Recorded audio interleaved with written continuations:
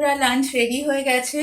তো আমার আজকে কাজ করতে ভীষণ দেরি হয়ে গেছে। তো মেয়ে তো চলে এসেছে স্কুল থেকে। তো খাবারগুলো তোমাদের দেখিয়ে দিই কী কী রান্না করেছি। আর তো ভীষণ গরম পড়ে গেছে, দেখো কি করেছি। এইটা হচ্ছে গরম গরম ভাত, এক হাঁড়ি, একদম ধোয়া উঠছে। আর তোমাদের এক এক করে দেখাই।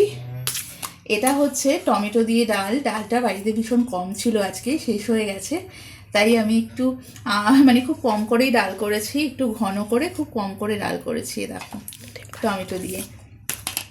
আর এটা হচ্ছে কাঁচা কুমড়ো, আলু, টমেটো আর মটরশুঁটি, ধনেপাতা দিয়ে ঘি দিয়ে একটা তরকারি, নিরামিষ তরকারি। আর এটা হলো সাদা বেগুন পোড়া। এটার মধ্যে ধনেপাতা দিতে ভুলে গেছি, তো কাঁচা তবুও খেতে খারাপ হয়নি।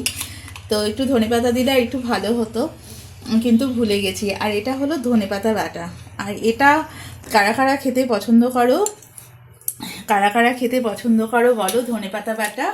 কারণ ধনেপাতা বাটা দিয়ে ভাত খেলে আমার তো মনে হয় না যে আর কিছু লাগে, অনেকটা ভাতই এটা দিয়ে উঠে যায়।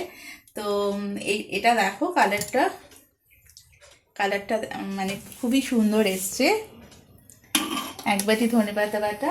তো এবার মেয়ের ভাত বেড়ে দেবো লাঞ্চ করার।